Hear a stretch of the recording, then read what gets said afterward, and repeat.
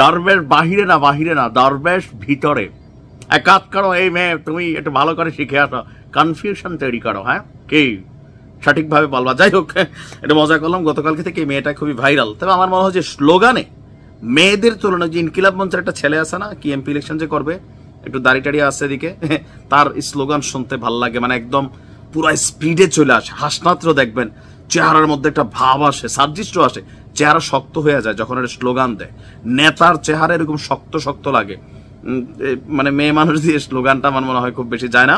Doctor ইউনূসও confused হন, কিরে দরবেশ তো ভিতরে থাকার কথাই, মেয়ে কি বলছে বাহিরে।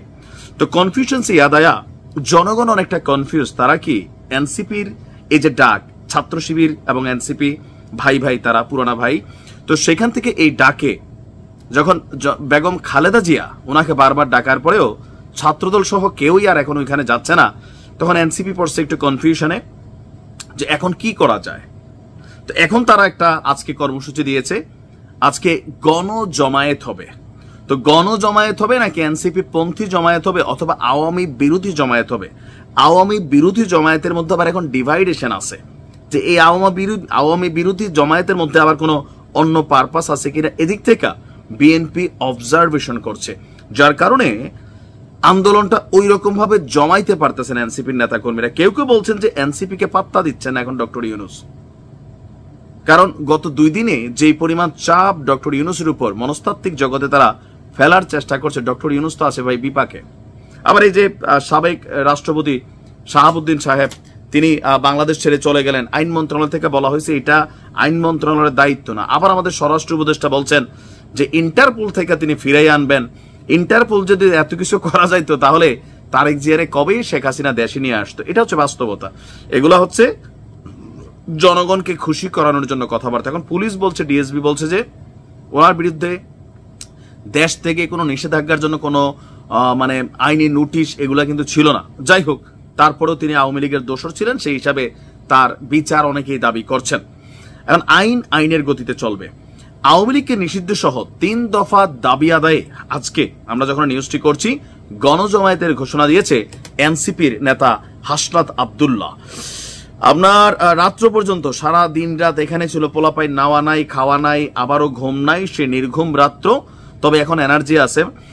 হাসনাত বলছেন যতক্ষণ পর্যন্ত আওয়ামী লীগকে সন্ত্রাসী সংগঠন হিসেবে ঘোষণা করে তাদের নেতাকর্মীদের শাস্তির আওতায় আনা না হবে ততক্ষণ আন্দোলন চলবে।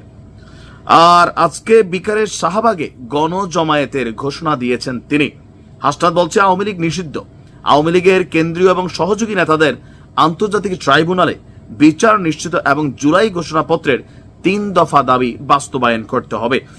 চলমান এই কর্মসূচি অব্যাহত থাকবে। তিনি বলছেন দেশব্যাপী প্রত্যেক জেলা উপজেলায় দাবি আদায়ে কর্মসূচি চালিয়ে যাওয়া হবে। তবে এই কর্মসূচির ইফেক্ট আমরা জেলা উপজেলাতে সব জায়গায় দেখি না, তবে অনেক জায়গায় দেখেছি।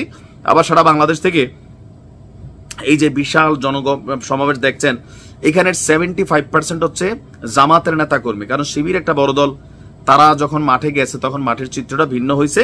এখন আস্তে আস্তে চরমোনাই, তারপর হচ্ছে আরো ধরেন হেফাজত ইসলাম, হয়তো অনেক এটাতে কানেক্ট হবে। তবে ছাত্রদল বাম সংগঠনগুলা প্লাস বিএনপি সেইখানে কিন্তু এখন পর্যন্ত সম্পৃক্ত হয় না, যতক্ষণ আমি নিউজটা রেকর্ড করছি।